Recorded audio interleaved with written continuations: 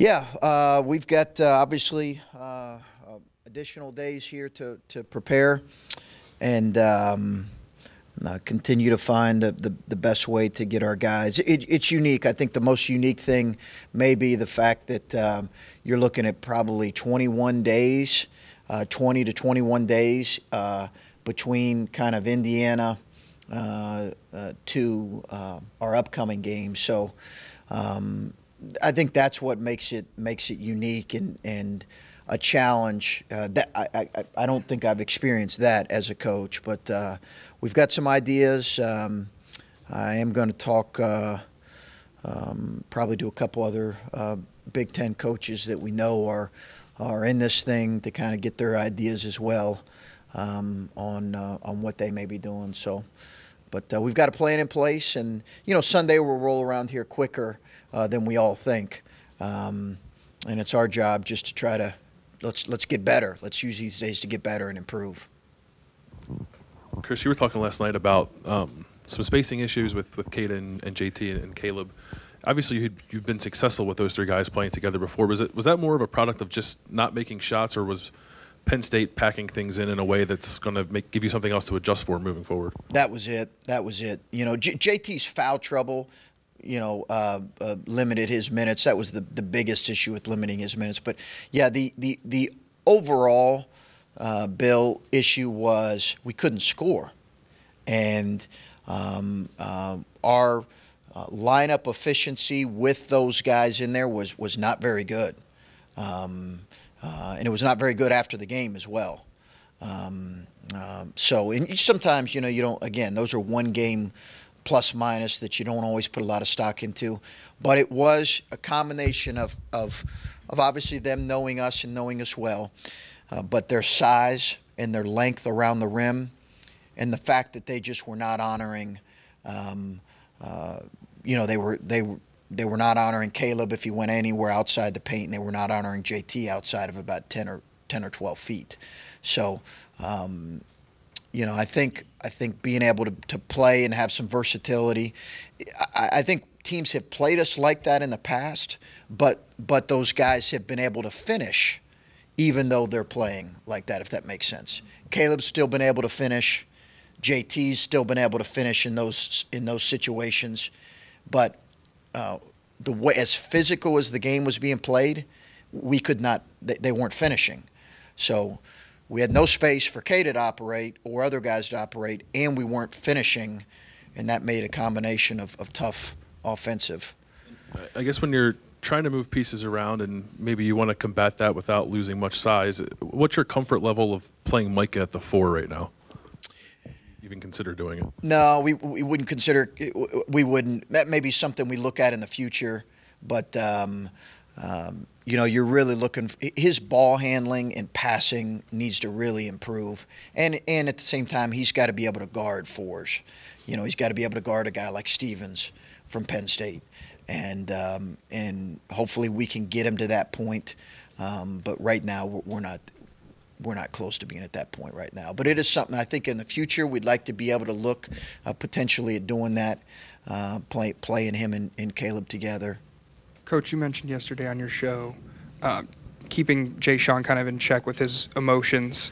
But how do you strike a balance, keep letting him play freely, because he brings that kind of energy to this team, and that's kind of his MO. So how do you strike a balance between keeping him in check but also letting him play kind of his game? Well, I just keep talking to him about it.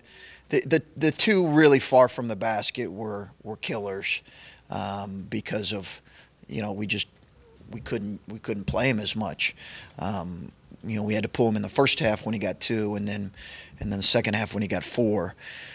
It's greatest strength, greatest weakness kind of a thing. We all have great strengths, and they can all be weaknesses for us. So he's done a really good job of managing that. He's had moments where he's had some stuff that he's got to deal with. I think it's been much better this year from what I understand. But he is going to have to continue to not be reactionary in those moments and certainly not add to the situation with a tough foul. But at the same time, right, like you said, we wouldn't be where we're at without his emotion and how that's helped us in situations.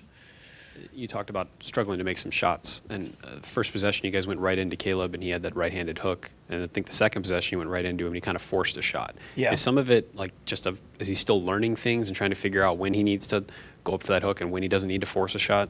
I think so. I think that's it. I think they play him really physical. I think his finishes have not been as strong, or were not as strong, or his moves were not as decisive in that game as they needed to be. But he just all in all, he did not move as well in that game as maybe what he's done in the past. And they were quicker to balls, and they looked more athletic on the interior than we did. So, some of that is going to take place with a great offseason, hopefully, and take place in time. And some of that is, too, he's a freshman who's played a lot of minutes, and there probably is some – I don't think there probably is. There's clearly some mental and physical fatigue right now for a guy like him who's played – he's been in the starting lineup since, I don't know, early on. Is any of that the ankle? I think the ankle might, in terms of his movement, maybe a little bit of a part of it, because it is still giving him some issues. But he just doesn't look to me like he's, overall moving. We're going to try to get him a little bit better shape heading into next week. But we just got to get him back to moving better. But at the same time, I think they have big bodies, 6'9", 7 foot, that were being thrown at him. And they did a good job guarding him.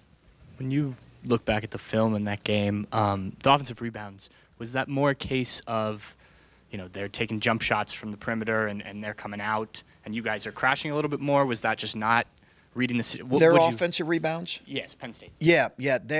It's something we had talked about. Their guards do a really good job rebounding. And it was a concern. But across the board they do. They come flying in. We've been a really good defensive rebounding team for the year. We just were not in that first half. We were not physical enough, and they looked quicker to balls. They looked more athletic than we did, and I've got to do a better job making sure our guys are on point going into that. But they just, their guards rebound really well, and it's not necessarily a strength for us as a group, but we've got to be better in that. And you guys, I think it's 3 of 5 you've lost. The Indiana game was the late buzzer beater. Are you heading into a tournament when momentum can become a big thing? Are you at all concerned with kind of how you guys are heading into it? No, because a lot of teams, you could probably look at, I don't know, however many of the 68 teams are going to be in, you could probably look at over half of them and you could say, well, you've lost 2 out of 4 or 3 out of 5, or, a lot of teams are losing in league play and in conference tournament. So I don't really look at that as much as just hopefully, getting us to be our as best as we can be on Thursday and Friday or Friday. Chris, kind of the same thing. You said last week, I don't know if you had been on the Big Ten call or what, but you said that people that know basketball you got the sense from them that you were going to be a quick out. And I don't know if you were talking about just the Big Ten tournament or the NCAA or what, but as you look at your team at this point, do you feel like you're playing as well as the team that played the first month or so of the Big Ten season? Do you think you're playing the way you finished? Do you think you're playing poorer, or did you just happen to catch Michigan and Penn State 3 times in 5 games? Yeah, I think it's probably a combination of all those things. I think we can play better. That we had just heard somebody had mentioned that to us who had seen us play a few times. Kind of that was their educated opinion. And they like to preface it with no offense. So that's. I mean, it was. I'll let you kind of figure that out. It was someone who's kind of watched us play for a few times, so it could be a variety. But I think you try to ignore all that and just focus in on your team. I think we can play better. part of, to your question, you know, we played Michigan on the road. I thought we actually played pretty well against Michigan on the road. We just didn't win. I'm not so sure we didn't play better against Michigan than we did against Indiana, but in some ways. But we obviously did not play well at Penn State. I thought our fight against Penn State in the tournament was much better, and defensively we were really good. We just have not, you know, we've not been able to, you know, play. I think for us right now, if we're going to advance at all, you know, we are going to need obviously our better players to play well, and we're also going to need a production from someone else that maybe is a little bit unexpected, somebody, whoever that is. And I think that's what teams have really keyed on, our main guys right now. And I think that's where we've struggled a little bit offensively here of late. Coach, when you guys were struggling there in the first few minutes against Penn State, it seems like Michael Potter and Andre came in and gave you some pretty meaningful minutes there. Just what do you see their role with this team moving forward as you get ready for tournament time? And will you see their play elevate at all in terms of minutes? Yeah, I don't know that the rotation will move or change a whole lot, but I think both of them have done some good things. Mike obviously made a three there. Took another one that was probably a little bit where it was a second thought there, I think, in the second half. But he did some good things. He's got to continue to rebound a little bit better for us. But did some good things, played with really good energy and really good life. I was really pleased with that. I thought Andre has consistently been pretty good. You know, there was a defensive error or two that you probably don't scout and report stuff that he's normally on point with, but he's given us great lift. He really has, and I would expect that he would continue to play a really important role for us. And then you mentioned in your opening statement having about 3 weeks between Indiana and the NCAA tournament. Just, I mean, you didn't know who your opponent was until the day before the Big Ten tournament. You won't know who your opponent is till Sunday. What do you use those days when you don't know who you're playing to work on? Is it just basics? It's a lot of what, you know, reestablishing your habits, your system, the details of how you want to play offensively and defensively. I would say that's the bulk of it, just trying to reestablish those things. And again, Sunday's going to roll around here quicker than we think, but we're trying to reestablish our habits. It's almost like a training camp. Is there kind of like a sense of anxiety, like when you don't know who you're playing? Or you kind of get a little antsy, just knowing, like probably a little bit of being a little bit antsy, but as much as I've called the committee, they have not been willing to share with me who we're going to play. So I think they've ignored my call. Chris, can you just talk a little bit about the value that both Greg and Scooney have brought to the team this season, and especially as you're getting ready for the NCAA tournament, just that experience Scooney has playing on a Final Four team? Well, it's interesting because I don't think I've had a full understanding of how few guys on our roster had actually played important roles in an NCAA tournament team. So that's kind of interesting for me. You know, Andrew's been a part of teams, but he hadn't played a whole lot in the tournament setting like he is for us. And Cam and Kata and JT all played roles, but it's much different now with what they're experiencing. So, you know, I think having those guys, that experience, those guys have been great. You know, Greg's a full-time student, so he's not been around a ton. So I can't say that, you know, his influence is quite like Scooney's, because Scooney's with us every day. And around us, Greg's obviously a full-time student first. So, you know, I think at the end of the day, having those guys around, they love Ohio State. Scooney's with us every day, and in the role that he's allowed to do per NCAA rules, he does a really, really good job with it. Okay. I see you guys have scheduled an event for Sunday in conjunction with the reveal.